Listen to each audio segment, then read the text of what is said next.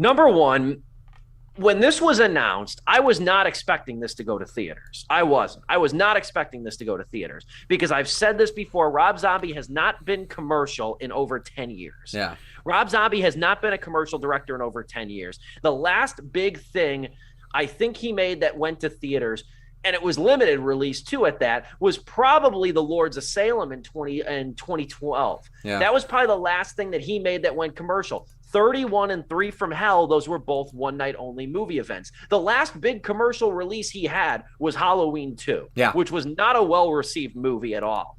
So much so that he was going to make Halloween 3D, and then they canceled it. He never got his Halloween 3.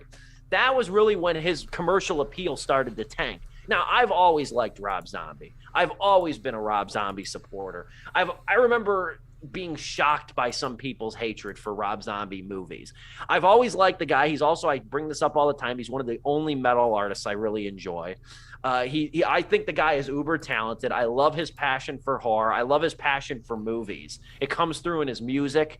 I have a lot of respect for Rob Zombie. He's one of the handful of even musicians I'd love to see live.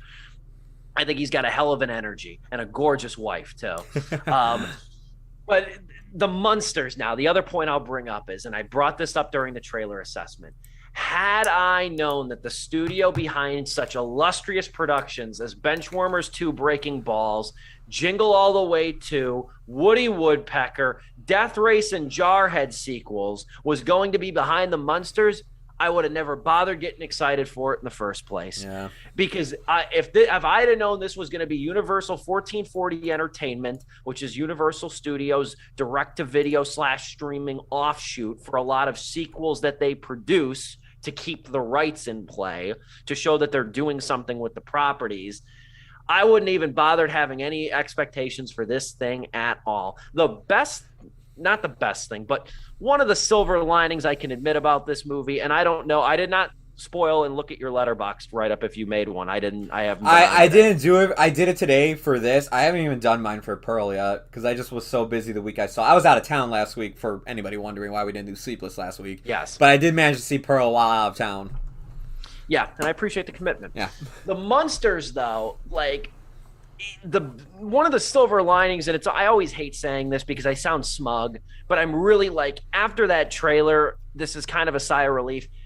This isn't god awful. No, it's not. It's not god awful. We're not talking Woody Woodpecker level of Drek over here. This is at least watchable. It's a watchable, silly, kind of stupid movie at the end of the day. Oh, we have a special guest here. Hold on. Oh, 15 minutes left of the show, and here he is. The man, the myth, the legend. The man in the blue polo. Dominic Guanzon. Gang. All right. I've actually been listening, and I just want to say I agree with everything about Pearl. 3 out of 4 stars. The score was amazing and used very ironically. Well, we are going to Sleepless OT, evidently, and you have just come in at the very end of my thoughts, my general thoughts on the Munsters. I will pass it to Joe, and then we'll go to you, Dominic. Good to have you on. That trailer, man, that trailer was something. That trailer, like, it had audio, like, cutting out. It had just weird edits and weird cuts. And the movie isn't like that, thank God. But it's still not good. It's not god-awful. I've seen people say this is the worst movie they've seen this year. I'm like, oh, hell no. I'm like, dude, it wasn't that bad. Like, I did text the group chat last night, like, oh, fuck this movie, because, like, it got to a point where it's like, all right, let's wrap this up, because, like, literally, I will say, like, my biggest thing I hate about this movie is that it just goes on and on and on and on and on with scenes to where even the ending just kind of just goes, that's it, we're done. It's like, oh, okay, now we're done. When we got to the point that everybody knows the Munsters. Oh, when I saw 109 minutes, I'm like, you gotta be kidding me. I'm like, this is a movie that should have been a law that this thing couldn't have been longer than 90 minutes. This thing could have been an hour long. But no, man, I mean, it's not as bad as people were making out to be, but this is a bad movie, man. Like, there's no getting around it, because, like, I will say this. The best thing about this movie for me was the sets and just the energy everybody brought with them. Everybody is committed to this movie. I just really wish the movie was committed to them because the movie's doing them no favors. The script, their costumes, the extras, the music, nothing is helping them. But like everybody in this movie, I even thought like I don't think Sherry Moon is that good of an actress, and I didn't think she was that good here either. But she wasn't like god awful or anything. She I think her sharing screen time with Herman Munster and even the Count as well. I was like, whenever she's sharing screen time with them, she's doing fine. She's holding her own in the scenes and everything. But damn, I mean, like there's just long periods of just where I'm not laughing. Like I'm not laughing. I think the first time I laughed came in at the 25-minute mark, where they made they said the phrase "born yesterday," and if Herman Munster goes, "I mean, I was though," and I thought like, okay, that was actually genuinely funny, and I think I didn't laugh for like another hour after that. I was just kind of sitting there waiting for this to end. I hear that, Dominic. You have said the fewest words ever on an episode of Sleepless in which you were present, so you have the floor right now. 2020 Scoob is a movie that has my utter contempt.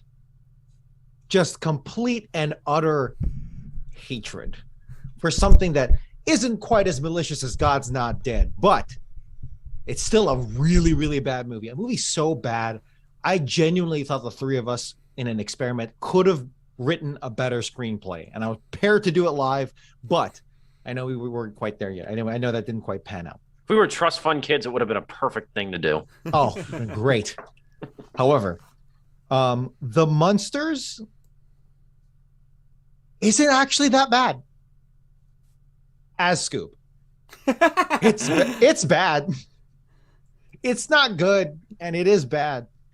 But I actually low-key kind of respect it because they perfectly captured 1960s humor.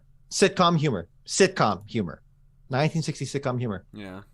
It is scary accurate. The only thing it was missing was a laugh track. In fact, I actually think this movie, I don't know if you mentioned this already, this movie, if they put in a laugh track, I actually think it would have been significantly better. I said that in my review. I said the only thing that I kept waiting for a laugh track, and I thought like it might have worked. I don't know if it would have ever worked, but I thought it would, it would have worked better. Everything I'm going to say is this is not good, but it would have been better. It would have been better. Man, just commit the whole way. All right. Like WandaVision committed but here's the thing. You know what? Same. I agree. Joe, you encapsulated perfectly in that everyone gave, like all the actors and the set, all the technicians gave 110% in this movie. Yeah. Actors and tech did great. Makeup, oh, wonderful. Set design, oh, dude, holy shit. For a Universal, what's the name of the studio? 1440. For that kind of budget, oh, dude, you were hitting it out of the park.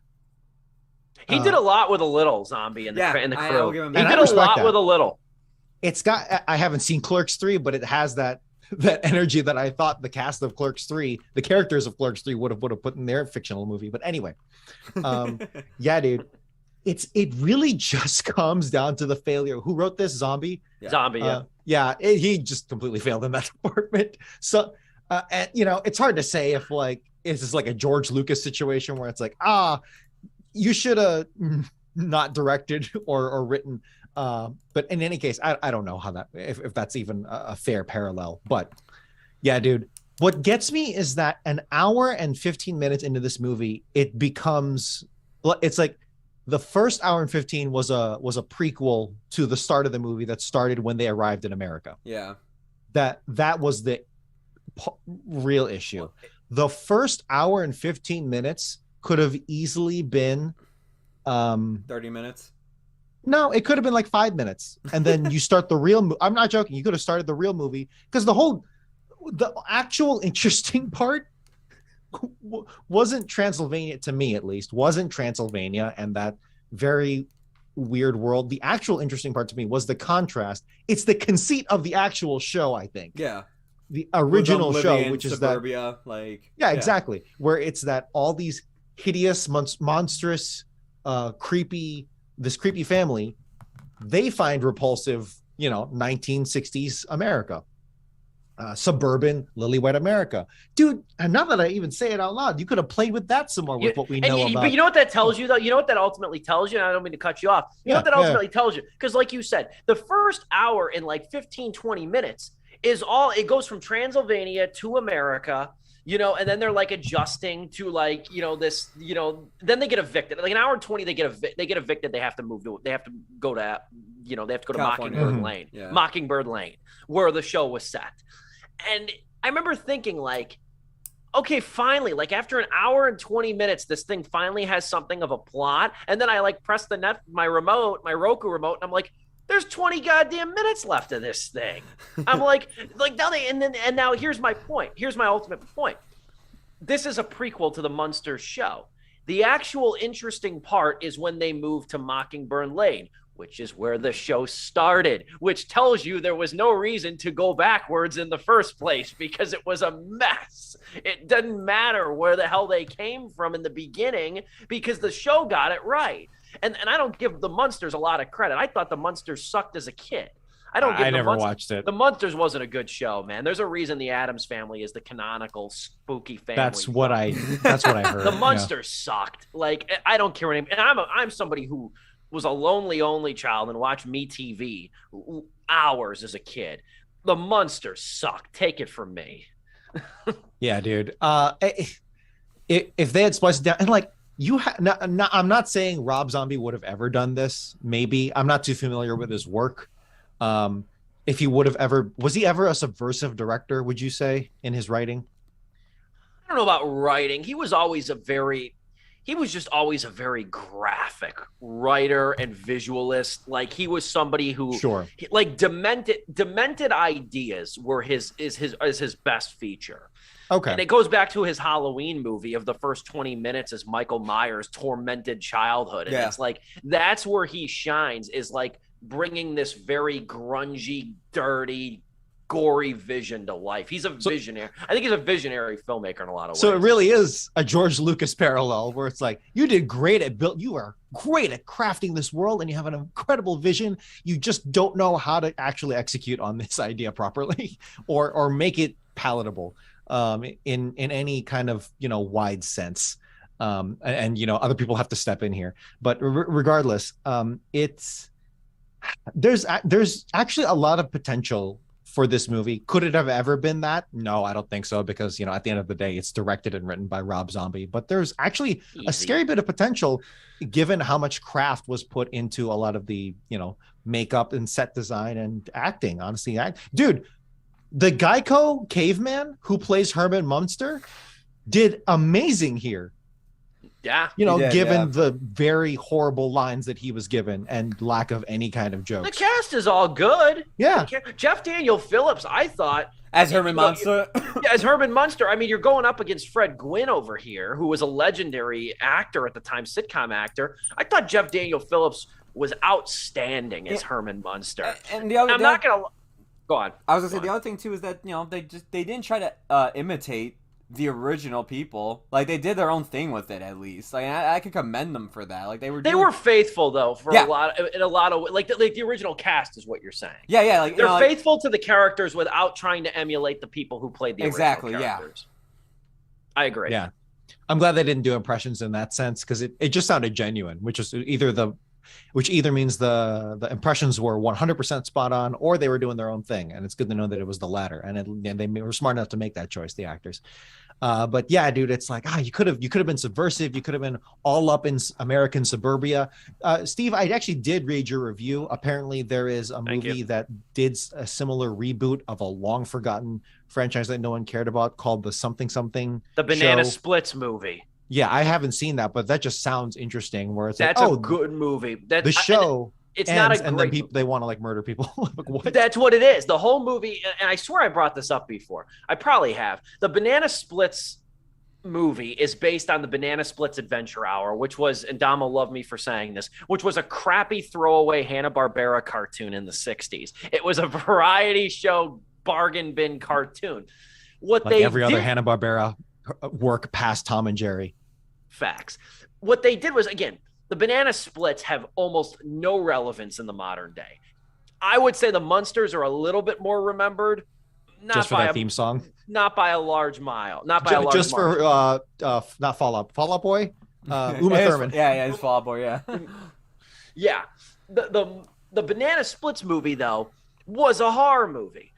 And that's why I'm like stupidly excited for this Winnie the Pooh horror movie that's coming out. I know you guys have seen this thing. That's why I'm stupid for Blood and Honey, because it's like the Munsters. And this is why I think everybody is so like 1-star worst movie ever for Rob Zombie, is because from the moment this was announced, we almost all of us collectively wanted an R-rated Devil's Rejects-esque take on the Munsters. That's what we wanted. Nobody was wanting a faithful reboot of a crappy 60s sitcom, which most people can remember character names. They can't tell you episodes, unlike the Addams Family. That's what I think. I would have rather had Herman and Lily murder people for an hour and a half. I would have wanted that, and I'm not the only one. That's why I think this movie was almost doomed to fail, was not because you were going to make a faithful adaptation of the Munsters. It's because you were Rob Zombie making a faithful adaptation of the goddamn Munsters. We know what you can do.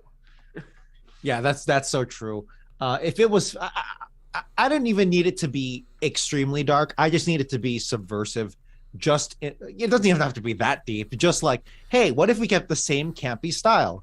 But then when they enter America, they like inadvertently murder people. And then there's a laugh track when they like, what if they Pearl style stab a person, like stab a dude in his car with a pitchfork, and then like a laugh track plays. And then like Herman Munster turns around and it's like, well, and then it's like, what if you did that? Just do something with it. Or even like, because there's so many kitschy sound effects, which I swear to God are probably lifted from the actual show. There's so many kitschy sound effects in this. It would be great if they're like, if Herman Munster wielded an axe and sliced somebody and you just hear like this cartoon like thud.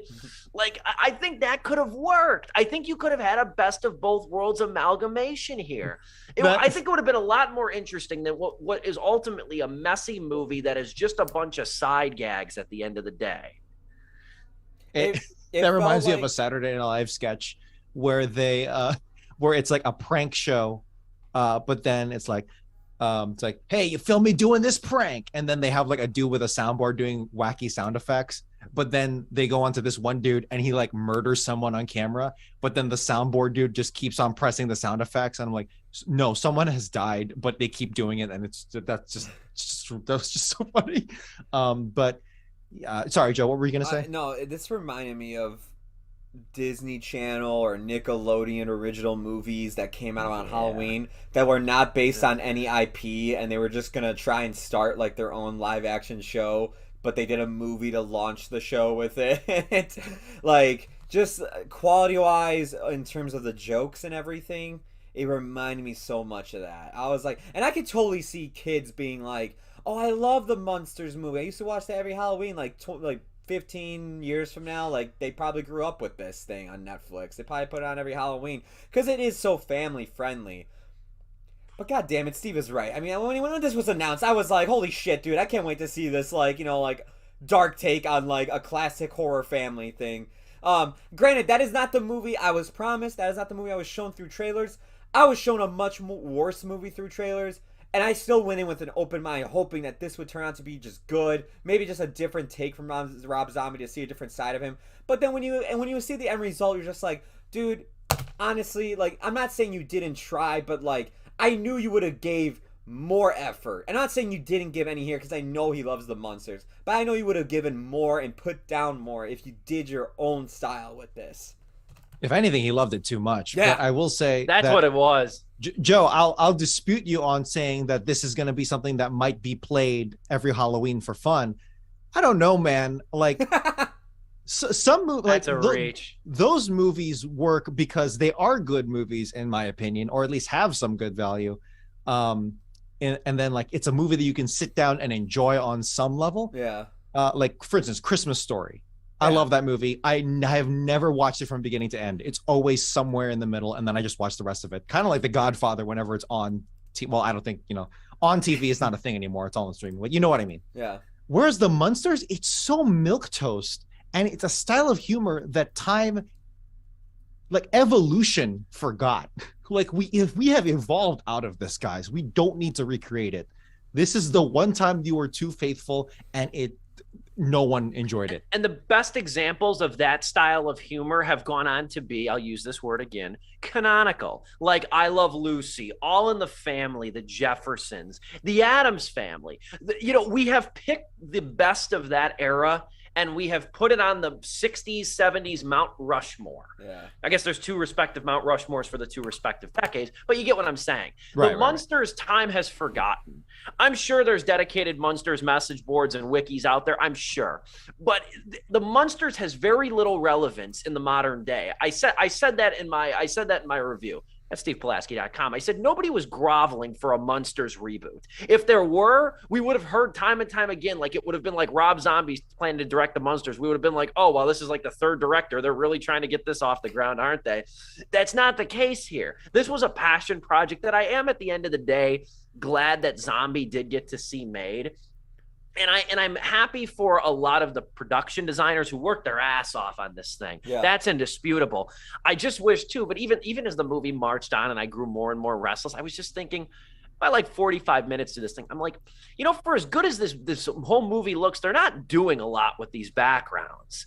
No. Like it's good ambiance. They're not doing anything though. Like they built all this stuff on Universal's like 2-block long backlot over here, but they really didn't do much with it.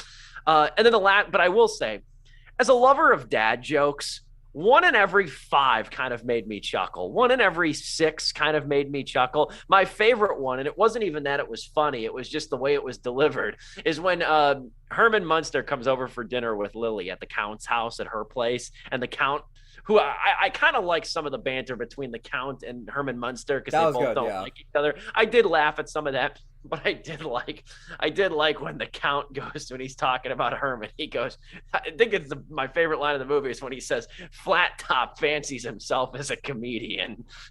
I did get a laugh out of that. That was kind of funny. Another joke from the Count that made me I actually got a good laugh out of me because I just thought it was so true about movies and TV shows and stuff that do this. But it's when he slams the spell book down and he goes, the spell book in which you want to spell but don't know the spell. And he reads the whole title. And I was like, all right, that was actually genuinely funny. But you were too afraid to ask. The core trio is good. Shout out Daniel Roebuck as the Count. Yeah. For real, Daniel Roebuck, I was like, damn, did they take this guy from the show and time machine him into because the delivery is perfect. I love that style of delivery. I don't know what you call it, where if it's like angry New Yorker, angry old Jewish man. I don't know. Was what I was thinking. You know what I'm talking about? That delivery, even if the joke sucked, the delivery was spot on. Yeah, really, shout out to this cast. They were giving it their That's all. what it is. And like you said, the line flat top fancies himself as a comedian on its surface isn't funny. It's the delivery. It's the inflection. It's the tone that makes it, that really makes it click. And what if the jokes were good? Like, damn it. It could have been great. Seriously. That's about all I got to say. I will say though, that with the Munsters, the only thing worse than a bad or a mediocre movie is a bad or a mediocre movie that I don't have a lot to say about. And I did emerge with a lot of thoughts on this because I think that this, for as boring as it could be, it's not uninteresting. It's not an uninteresting movie. And I'm happy that Zombie, just because I'm such a lover of Zombies movies and music, I'm happy he did get to make it. But man, oh man, this is a missed opportunity, I think, in a lot of different ways. As good as some elements of this thing were, it really is kind of a mess, and it does overwhelmingly, I think, overstay its welcome. It's 2 out of 4 stars. It's not an unmitigated disaster. And I said in the beginning, I don't like saying that because it sounds snobbish. It sounds like I'm being smug. But after that trailer, man, I mean, it was looking bleak as hell for this movie. So this movie, the fact that it's mediocre, it almost feels like that's 3 stars on the purpose or on the money right here. So 2 out of 4 for Munsters. We'll go Dom and then Joe to send us home. Yeah, dude, 1.5 out of 4 stars. As someone who gave Jurassic, what's even the Dominion. latest Jurassic World something? I don't even know, dude. I gave that 1 star. I will give this a 0.5 star over Jurassic Park out of respect. I will say, 2s, 2.5s, 3s. They're kind of nebulous sometimes on how I'm feeling. I respect my 0.5 and 1 star reviews. Like, got your God's Not Deads and your your Scoobs and your Jurassic Parks. Those I treat myself with respect. And the Munsters is not close to those, because yes, some great technical stuff going. I mean, not like landmark or like innovative, but just the craft. I can appreciate it. Let me say that.